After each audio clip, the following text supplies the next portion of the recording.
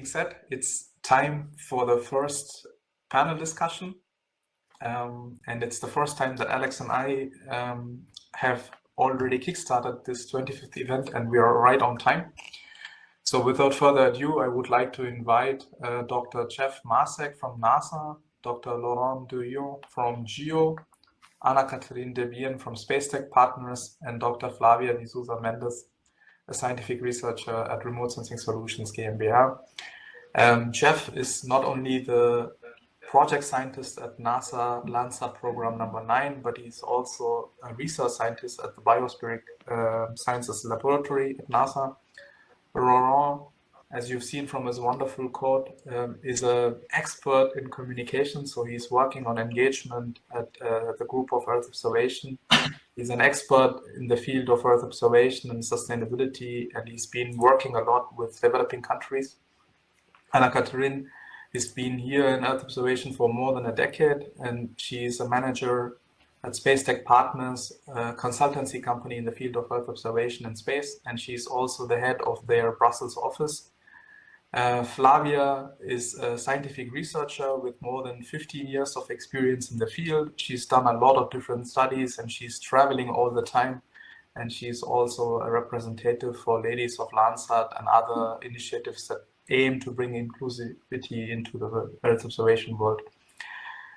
So that's the panel we have, and I could have not asked for a more powerhouse panel and a list of names and list of organizations that inspire and bring a lot of energy into the discussion this evening.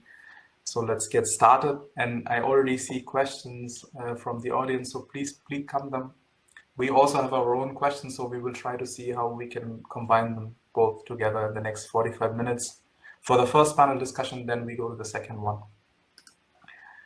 Laurent, I want to kickstart things with you. You've been in the industry for a long time now.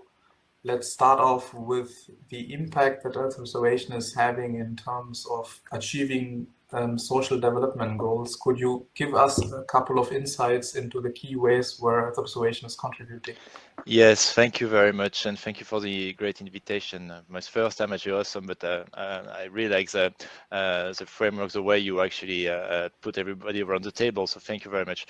Well, the way of observation, so you know I'm from Geo Secretariat, and for 20 years we are advocating to have an open and fair access to Earth observation data for environmental policies, and SDGs are one of them. And if you take the SDGs, imagine you have 193 countries, 232 indicators, so it makes you a table of 44,000 entries.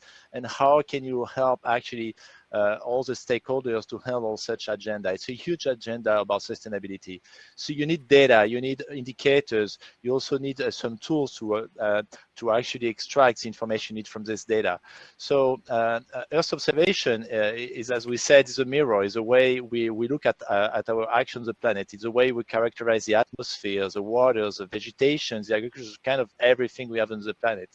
So it's really a key data, a key entrance data for this environmental policies. And if you take the history before the SDGs, the histories of one of the SDGs, climate, and if you take the history of climate, remember in 2009 at Copenhagen, we were still having question about if we really had an anthropic origin of the climate change. And then we negotiated in 2015 about the Paris Agreement, and we agreed on some limits we should put on the emissions. And now we see that what we negotiated in 2015 was actually wrong, because we didn't have the best model, we didn't have the best data. So we need better models and better data to improve and to move all these limits we are discussing here. So I think this discussion about this data and how we can contribute to the SDGs is we need good data to know what we are talking about, to negotiate between countries, and actually to continually progress with science and with discussion. So I think it's a good mix of all of that we have to discuss today. Thank you for the question. Yeah, thanks for your inputs. By the way, it's an open invitation to the rest of the panelists. If you have any inputs that you want to chime in, please go ahead. No, then that gives us a very good way of kicking start the things. So there's the next question, that's actually the question that's always has been interesting for me. And Jeff, this is something where you can chime in. Landsat is perhaps the longest open data sets that we have in the field. How do you think it's disrupted science and society? What do you think has been the impact of having this open data that we have now? Right. So first of all, thanks for having me on the panel. It's great to be here. You know, disruptive is one of those terms that gets used a lot, and we have to think about what it means. I do think that open data has dramatically democratized the way that science is pursued, or science is pursued. I'll take the Landsat example, for example, which, yes, we're a 50-year-old program, but for the middle 20 of those years, we didn't have open data, right? We were a commercialized program, and at one point, the cost of a Landsat image went up to $4,500 per scene, and that was back in like 1985. So, you know, at that point, what it really did is it clamped down on the user community. Very few people used Landsat data, and those that did had to have very deep pockets in order to afford any of the imagery. So you ended up with, you know, maybe not the most representative sort of cross-section of users actually using Landsat data. Instead, people tried to use meteorological data like AVHRR, which was free. I think since, you know, the data started to becoming back to free and open after Landsat 7 launched, and then especially in 2008 when USGS, our partner to operate the mission, actually opened up the archive for free distribution. And you've seen sort of a 3 to 4 order of magnitude increase in the number of downloads per year. And you've seen things like Google Earth Engine, right, which has sort of completely democratized the access to large volume satellite data, not just from Landsat, but from other sources as well. So there's some really powerful upsides to that, right? Is that you get this lower barrier for access. So you get this proliferation of new algorithms, new approaches to analysis, new products that are more tailored to the information needs that are out there, like Laurent just discussed. On the other hand, you also end up with, you know, sort of Tower of Babel type issues when there might be a dozen different land cover products that are being produced now that may be in conflict, right? And so the question really becomes, how do you validate those products? How do you do a community basis of quality assessment? And that's a different model than I think we've had in the past when we had gatekeepers, right? Where it was just the large academic institutions that would create a product and everybody used that one product. So we have to rethink about peer review. We have to think about validation and quality. It's interesting that you mentioned the kind of differences between when we had a gated approach to a non-gated approach, and it was a similar conversation that Flávia and I had sometime in the past. How do you think this has an impact on society, Flávia, from your experience, you know, traveling the world, coming from Brazil, but also seeing most of the rest of the world as well? Yes, thank you very much for having me here first. And actually, I was about to comment something because it's very interesting. I remember when I was working at INPE, we had this shift from when the Landsat images were, you still have to pay, and then when they were free. And I think this made an incredible change in the way how we monitor the deforestation in Amazon. Not only the Amazon in Brazil, but in all the biomes that we have there.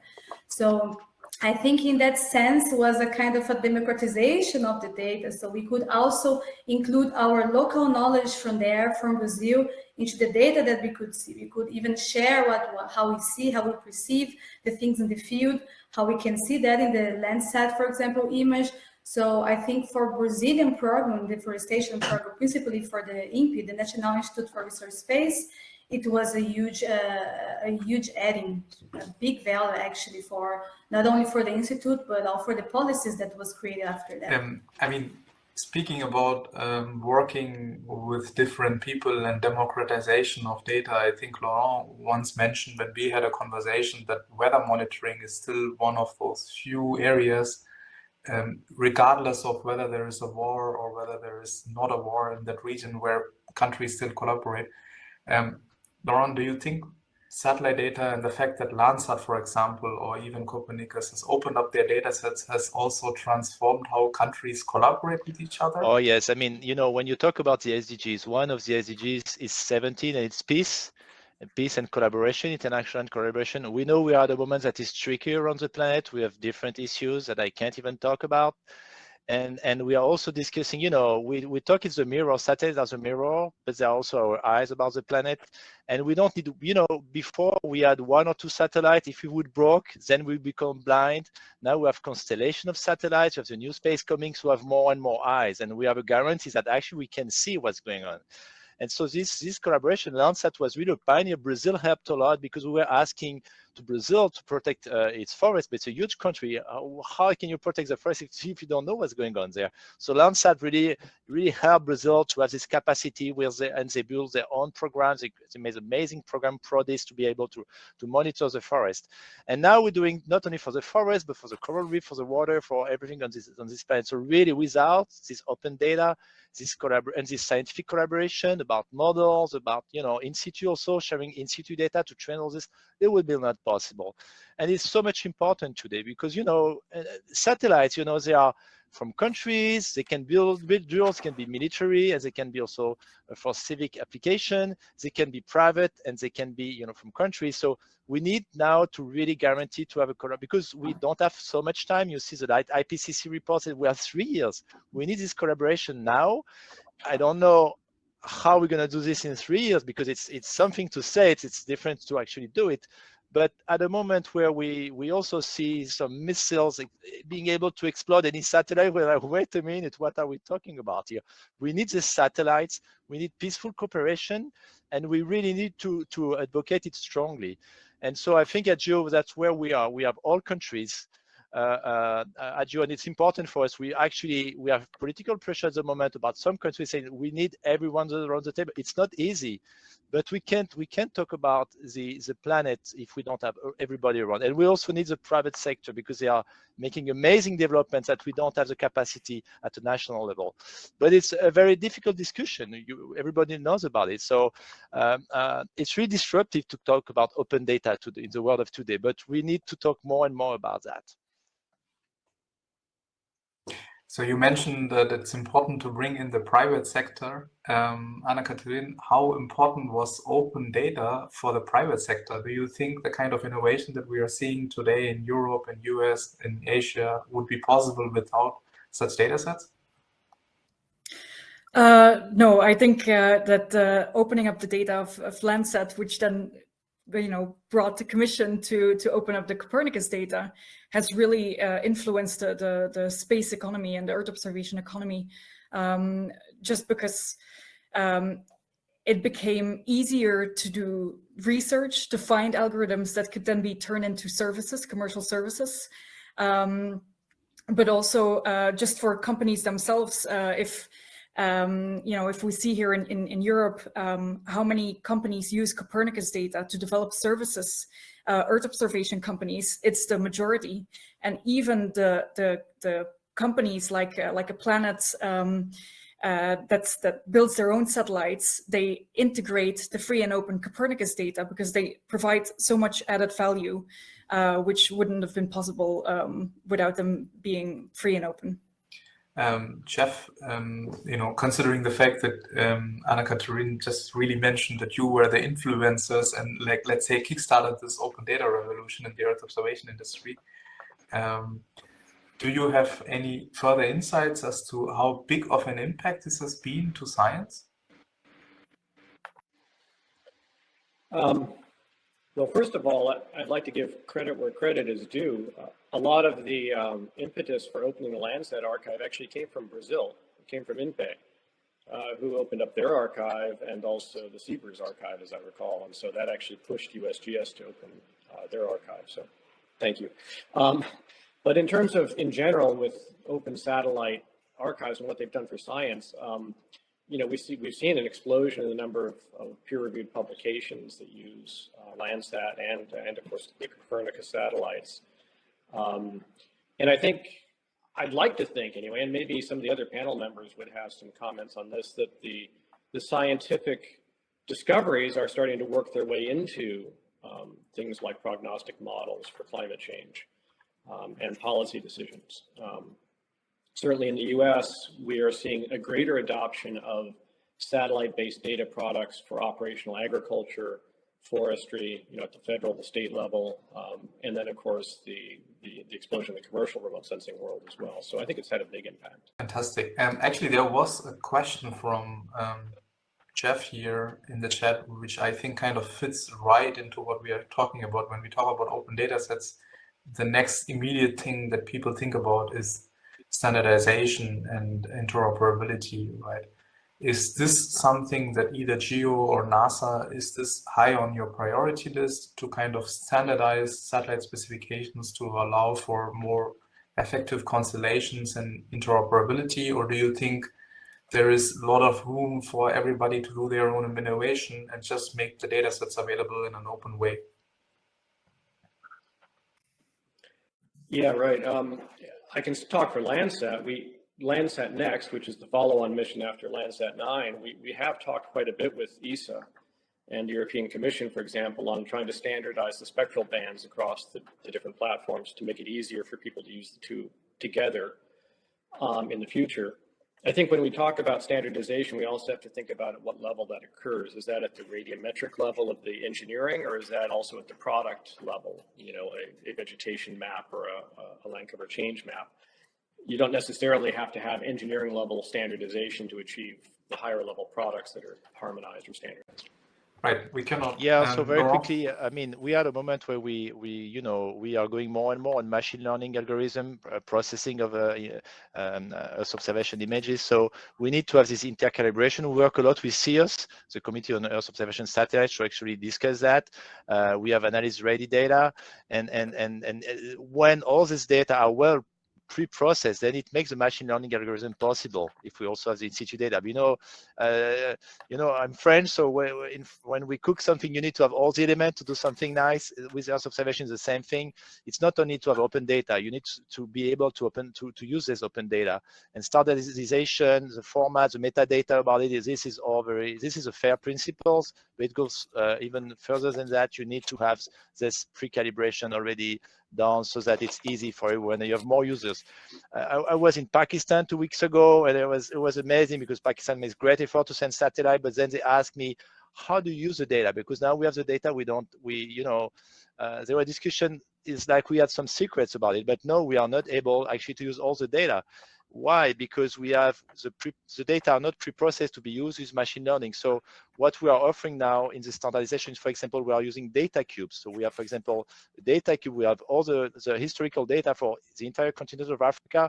You have the 20 years of Landsat data, but also the Copernicus data.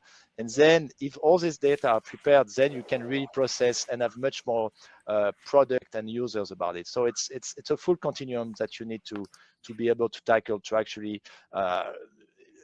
use entirely the capacity of Earth observation.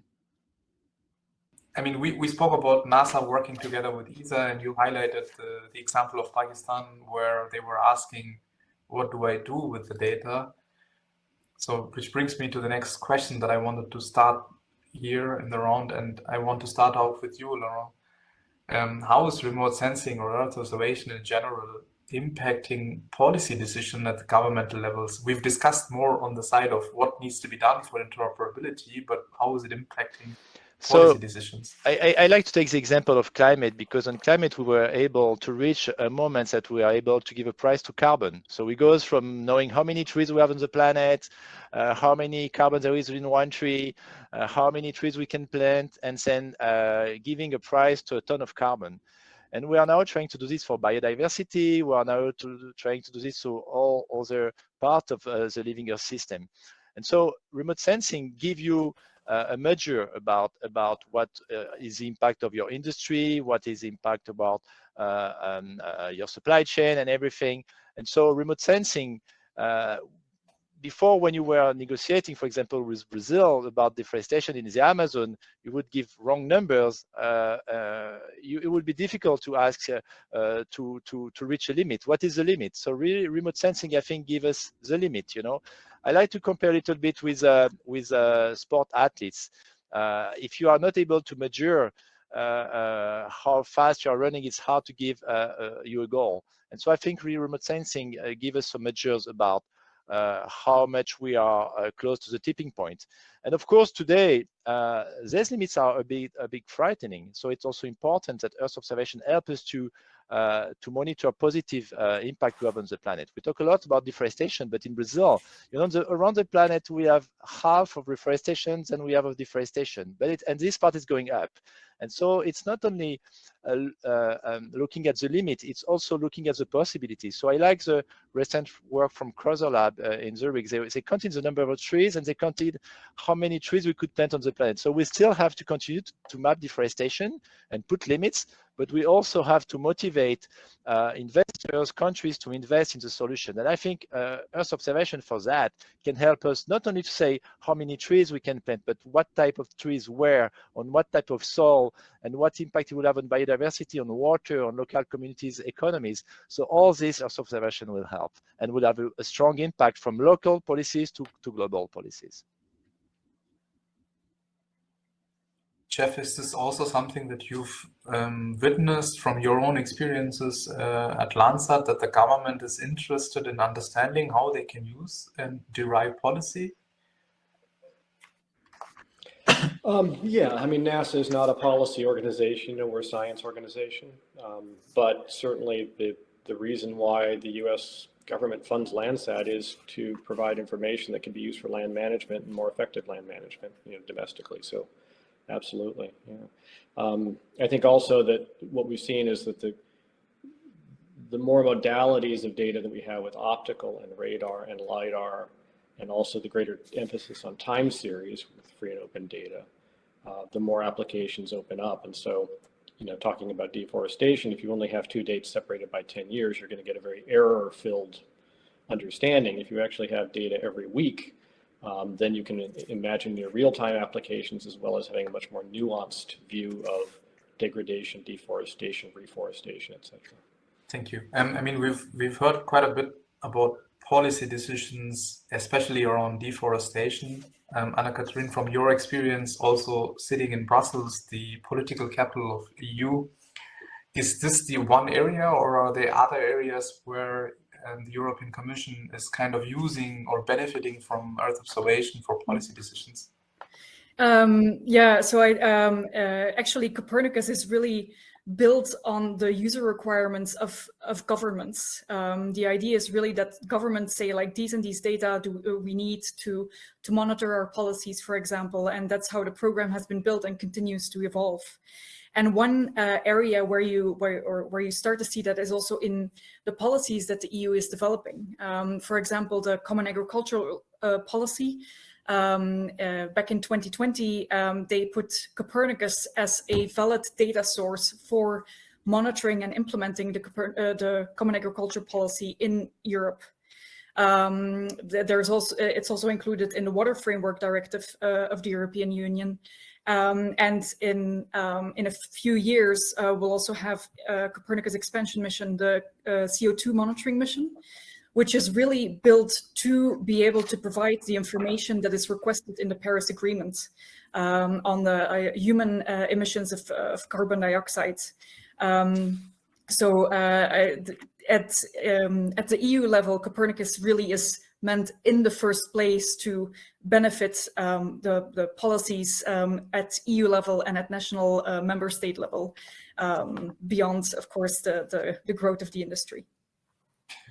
We've kind of spoken quite a few things about, national organizations, international organizations, and how it's impacting policy decisions. And fundamentally, it's a matter of communication, which kind of brings me to the next question, and back to you, Annekatrien.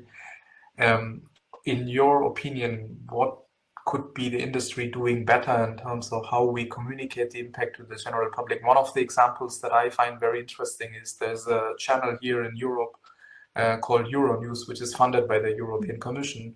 And whenever they have the weather report, it always says it's funded by Copernicus, which I found very interesting because they need Copernicus in order to first know the weather or to determine the weather. Yeah. Are there other examples where you think, or what could we be doing better? Yeah, I feel indeed that things have changed, things are changing in the past few years. But I think you have to separate a little bit what a European Commission or a Copernicus program does to generate awareness versus what the industry can and should do. So from European Commission and from Copernicus,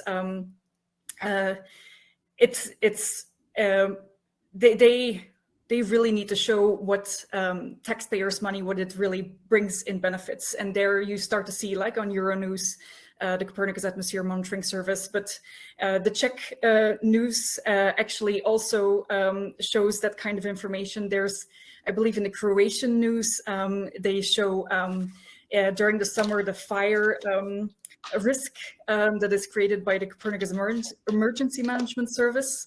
And even in the newspaper that I'm reading, like when there's a very dry summer, for example, they show satellite images before and after. You see it with, let's say, Evergreen last year. Within the span of a few days, pretty much every remote sensing company took an image of the Evergreen that was stranded. I think in terms of the general public, they do start to see more and more of these images in the news. But as industry, you know, that our main aim is of course to generate profits or to you know, be able to live off the services that we're building. Maybe the general public is not really the ones who need to be aware. You need to be able to speak to your customers. And I think that's something where the Earth observation industry is still lacking a little bit in really understanding how their customers think, and in really, you know, instead of, you know, you have this value chain of the space economy going from upstream, building the satellites, to midstream, the ground segment, and downstream, the value-added services, and then the end users. But then you're missing out on this whole value chain in between the services and the end users. You might not need to sell your products directly to a farmer. You might need to look at the value chain of agriculture and go to a John Deere, a hardware manufacturing company, and sell the services to them. You might need to partner up with another organization who builds something complementary to you, because only with the combined service, your end user is going to be willing to pay for the service. I think there's still a lot to be done in terms of how the industry speaks to their customers and is really able to turn this into a profitable industry. So it's not only about how Earth observation is communicating to the public, but it's also about how the industry is communicating to its end user. So Flávia, I think you are perhaps best suited, and you've been nodding the entire time, so maybe you have a few insights to share. Sorry, I do that all the time, very expressive. So no, I really agree, because I mean, I am in the private market for some years already, so I'm still working with a research area. I have my spare time, I have my research group, but now I'm mainly in the private sector. And that's something that I see that we lack a lot, as you said, Annekatrien. It's so clear for me that many companies, for example, they apply for tenders. They have like projects funded by European Union, for example, to, let's say, map deforestation in Cerrado in Brazil, for example. But then they finish the project in 1 year, and then they just deliver a report, and it's dead. And what comes out for that? We need a product. We need to talk to the end users, as you said. Who are the end users? Are they NGOs? Are they government? Is the local community who is using like the GIS location to understand better where they live, how they deal with their land, with fire management, and other things of kind of management. So I completely agree with you. I think we really are missing this connection with the end users, and not only like, let's say, big industries or big governments, but also local communities, right? Like for the people who are really using and making benefit out of that.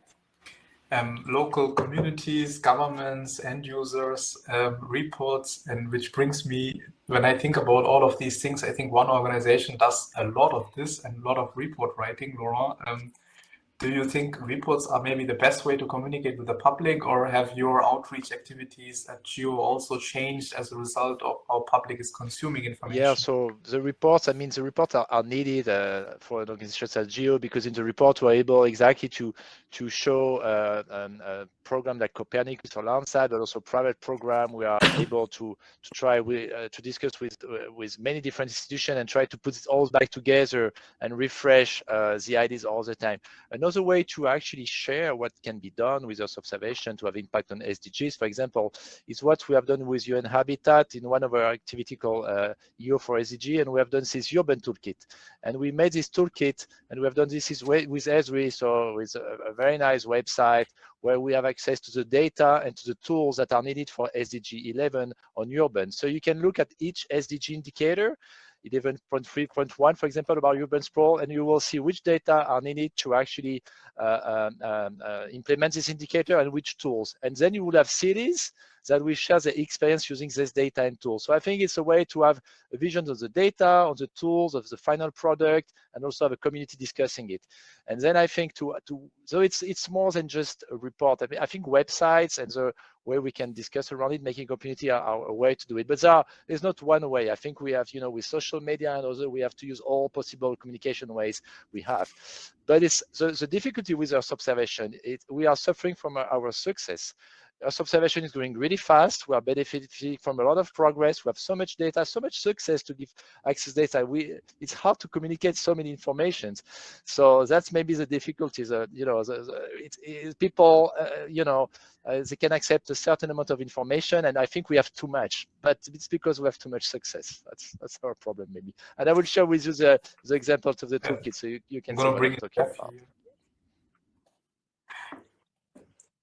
Too much success. I think one organization, at least for me growing up, was always in the space sector. The Indian Space Organization and NASA were the examples of success. Jeff, do you agree that we are maybe suffering from too much success, and this is maybe the challenge we have in terms of communication? I don't think you can have too much success. I think success is a good thing, but communication could certainly be better. And I think, at NASA, one of the things that we have a lot of is great observations and validated data sets. We don't necessarily have the models, for example, that put that into the context of where the climate is going in the future and what that means for people's individual lives. And I think as a scientific community, that's something that we absolutely have to work on. The IPCC reports are certainly in that direction, but they haven't made the impact maybe that we would have hoped. All right. The IPCC reports have not had the impact that we maybe thought they would, which kind of also means that we need to ensure in the future as we go along that the younger generation joins the fight, right? And Flávia, you've been doing a lot of work in creating an inclusive community. What are your thoughts on kind of bringing the younger generation into the Earth observation sector, ensuring that there is more talent, maybe even thinking laterally and getting people from outside the EO sector to join us? Yes, I mean, I think the first thing that we need to plan and to let's say, to understand a little bit more about this is we need data. That's what we need. We need data first to understand how is the market. So when you said about the diversity inclusion, we know that we have a lack of inclusion in diversity within the STEM domain, right? So, and it's also true for the Earth observation sector. That's what we can see so far. But we need data to really try to plan and implementing all the initiatives. So I would, for example, divide it by two items. Let's say first with education. So really promoting the public awareness to parents, teachers, how they can encourage the girls as much the boys, for example, in math and science, and to ensure that every student is exposed to the STEM domains and fields all the time. Because I mean, math skills, we are learning then over the time, right? And sometimes we're super good at it school, but after 2 years we're super bad. So it's something that maybe you don't like too much in the beginning, but after, if you're still exposed, you can really fall in love and say, okay, I'm gonna do that because I really like it. And I think nothing better in the regarding of education, also workplace, than attract more women and underrepresented groups as a role model. Because when, for example, I was in Brazil and I could see little few women from Brazil working in Europe or in NASA or in ESA, I said, okay, I want to do the same. So if they are there, I can also be there. So I think that's something very important, that we have role models, not only normal, staffs, like normal staffs, but principally in leadership, where we can see that we also can reach that place, right? So if you see like some numbers of the European companies here, I'm doing a lot of research on that. So you see that around 95% of the CEOs are men, are white men from Europe and from North America. So how can we really be encouraged to do that if we know that who are in the power deciding something, or financial, or giving money to invest in a startup, or also have like unconscious bias like I have and everyone have. And the last one is the work. I think changing the language in the job description to be more open. I mean, sometimes we have a lot of requirements. You need to know Python, you need to know Java, you need to know this and this and that. So be a little bit more open, you know, a friendly way to advertise your job and say like, hey, if you don't fit 100%, you can still write us. I think it's gonna be fine. Also train the HR. So the HR, they need to know how to promote inclusion and diversity in their team. They need to understand how to deal with their unconscious bias like we have. And last, also inclusion and anti-bias training internally in the team, because sometimes I say things until nowadays that when I think about what I said, I said, oh my God, what did I say? So that's very important. And in my case, for example, visa support, it's so hard to work in Europe or North America if the company or the institution is not supporting with visa. I think many people here who are foreign, they probably know how complicated it is to get a visa, to get support, to kind of leave your country. You're already leaving your country probably alone or with your family to go to a foreign country. So it's very important. And I think only the support and good intentions are not enough. We really need to act. We need everyone like me, all the allies, to really create to bring all the talents and all around the world regarding underrepresented groups, gender, geographic location. And yeah, I think we can only do that and really bring all the talents that we need if we work together and really be active. Not only the woman, we didn't create a problem in that case, but principally the allies, because they have the power. They are there to really improve and bring all the talents. Yeah, I really like your example of having to have examples so that you can believe that the glass ceiling can be shattered.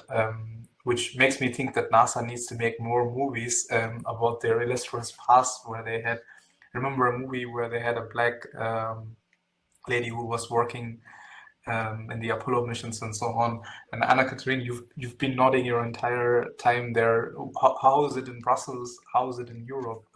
You know, are there already activities that you see in terms of what we can do to make the Earth observation industry more inclusive? And how is this impacting the consultancy world? Because these are, let's say, two different aspects, right?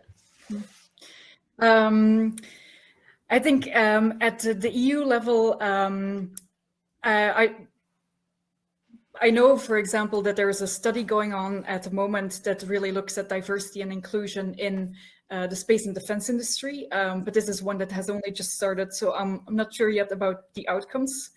I feel like most of the initiatives have been really grassroots initiatives, like Ladies of Landsat, like Women in Copernicus, whereby it's women really trying to find ways to empower, to mentor other women, to really and to so that we get to a point where we have those examples. I think from a personal perspective, one of the biggest compliments that I've gotten since I've gotten into a management position was one of our younger consultants, female consultants, saying like, it's so inspiring to see someone, to see a woman in the management. And I think that there's a lot of studies that show that representation actually really does matter.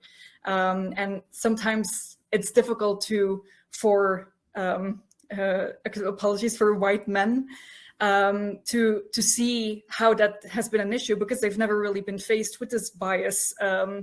against minorities, against women, for example. Yeah, and if I may, shortly stepping out as the host of the discussion, also for us at GeoAwesomeness, one of the things that we enjoy is providing an open and inclusive platform, not necessarily thinking about diversity in terms of gender, but rather thinking about different kind of voices, different kind of ethnicities, different geographic backgrounds. Also, when we were kind of thinking about who to invite on the panel, one of the most important things for us was to say we wanted to have people from different geographies, different backgrounds. And so we are more than happy if ladies of Landsat, sisters of STAR, whoever it is, wants to work with us. We are an open platform. We've had more than 175 people write for us, so please join us, and happy to work with you. And Laurent also shared a lot of information and links in the chat, so check it out. I think these could also serve as guidelines for us also at GeoAwesomeness as to what we could do to improve and make the platform more accessible for everybody. I mean, coming back to the original question, securing talent is not necessarily the biggest challenge at NASA, so I'm going to change the question for you, Jeff. You are the project scientist for Landsat 9. What are the biggest challenges that you face, and what do you think are the future satellite missions going to look like? Sure. Actually, securing talent is a challenge for NASA. I'd like to echo the issues that we have with visas, for example, and trying to bring talented people from overseas into NASA. It's of great frustration for a lot of us who work there. So. In terms of the opportunities that NASA is going to be pursuing, we have a new program called the Earth System Observatory.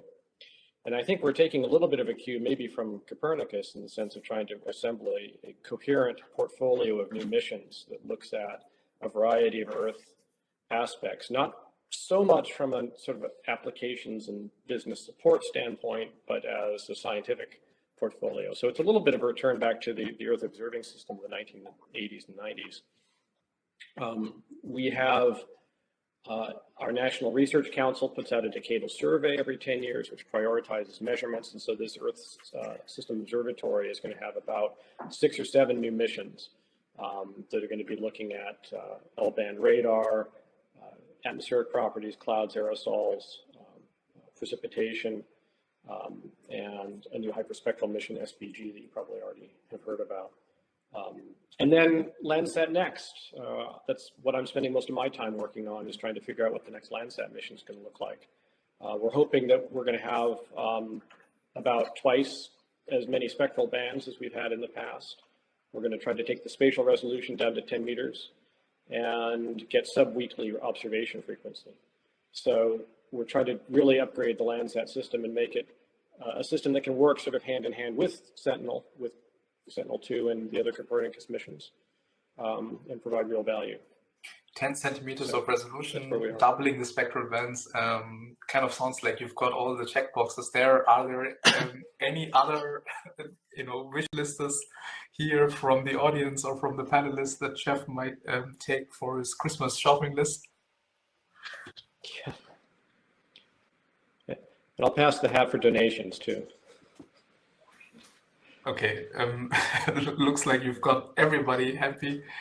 Okay. So now maybe I'm going to come to another question. I mean, with the ongoing war in Ukraine, which has affected a lot of people and a lot of other conflicts all over the world, one of the aspects that's kind of come up, which did not necessarily exist in the past, is the question of ethics and the question of deep fakes in satellite imagery, right?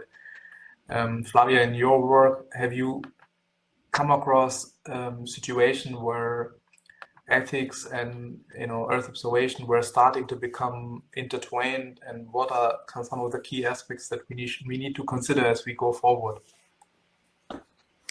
Yes, that's a very interesting question, actually. When you think about ethics, I think we can explore many ways, right? As you said, for example, about the war in Ukraine. But I was reading some articles last week to go more into the topic, and I realized that most of them take us to the same challenge. It's how to include these local communities in the EO projects in the public and the private sector. And I think in that sense, climate change will mainly affect the underrepresented groups, right? So I think they need to have a voice in the solution in that sense. And if not, there will be a kind of colonialism again, if I can call that matter. So telling them what they should do. But there's a very positive movement in that sense within the public sector. I see universities, institutions, for example, like the Group of Observation, Indigenous Alliance, if I say correctly, Jeff, please correct me if I didn't say right. They have been doing a lot, actually. They are creating some initiatives and to include the local communities in the projects, either in the private sector or the public sector. But I think this needs still to take on a large and more active scale. So including the local communities, not only about checking that, for example, when producing ground truth, like fieldwork data, for example, when you ask someone from the local community, like, hey, could you check if this area was deforested or not? But actually having an exchange of knowledge, so which will directly benefit the local communities also, not only the company. So whether you work, for example, in the private or in the public sector, just look around and try to see if there is any kind of inclusion in this local community in the projects and products. And I think if you don't know where to start, for example, to help this movement of really including the indigenous community, for example, just in get in touch to the various groups that Mutun just said, like the Ladies of Landsat, Digital Earth Africa, the Group of Earth Observation, and Africa Women in GIS, and so on. So, but that was very interesting because lately we have seen a lot of ethics around the use of the image in Ukraine. But actually what I have been read, like mostly was always related to the local community. So how we can really use and exchange knowledge, not only looking from above to down. Thanks, Flávia. And in the interest of time, I'm going to go to the next question, which is also the final question. There have been tons of really interesting questions in the chat. I'm sorry that we've not been able to get all of them in. Let's do this like a rapid fire round, and I'm going to start with all the panelists, but starting off with you, Annekatrien. What are the biggest challenges? What's the next big thing for EU from your perspective? I think we have a few that are kind of intertwined. We still have how to deal with the immense amount of data, so big data processing, where we in the future will start to see how quantum computing will play a role in making these data more manageable and really unearthing more insights. At the moment, AI is a very big thing and will continue to be a very big thing because you need to not just use normal computer vision techniques, but you have to also take into account all of the physical parameters that you can extract from a satellite image. And then also data compression so that you can run algorithms on board the satellites, which is really also something that is coming up right now. Thank you so much. Laurent, what are your quickfire inputs in terms of the challenges? What was said, I think one big challenge is we're going to have to change all our data infrastructure to have less in silo data infrastructure. We need to have data infrastructures that allow interdisciplinary, transdisciplinary science so that we don't look at climate alone. We have to look at climate and biodiversity. Inside this data is in Earth observation data. Sure, we have all this big data, the satellite data, but we have the in-situ data and the citizen science data. I think we have a great opportunity with citizen science also that answer to have less bias, to have more young people involved for these developed countries, to give access more easily. We have to use the cell phones that everybody has, and I think this is a big challenge we have now is to have a much more horizontal way of looking at all that. And I will stop here, not because this would be a very long discussion. Thank you for the question.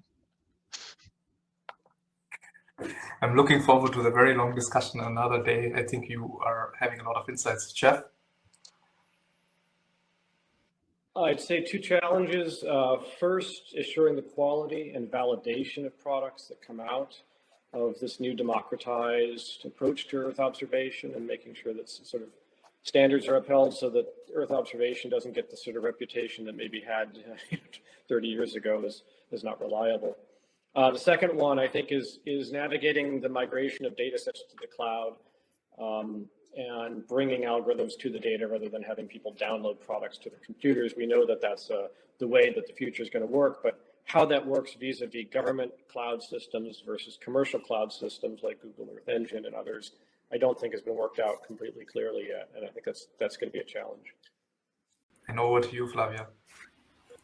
Yes, I think for me it's how the end users or the general public will assess the data, and how this will become more touchable for them to understand how they can use it. I think that's going to be a key point, because we talk so many about the specific things like radar or data or AI, and I'm very curious to know, this is a big challenge that we have, how to communicate that to the end users who are really using the data in the end. All right, thanks a lot for all your inputs, and Alex has already kind of highlighted the fact that we have another panel discussion as well. There were a ton of questions in the chat, so if you can hang around for a few more minutes and answer them, and also bring your questions for the next set of panel, that would be fantastic. Thank you, Flávia, Laurent, Annekatrien, and Jeff for taking the time, and over to you, Alex, for the next panel discussion. All right.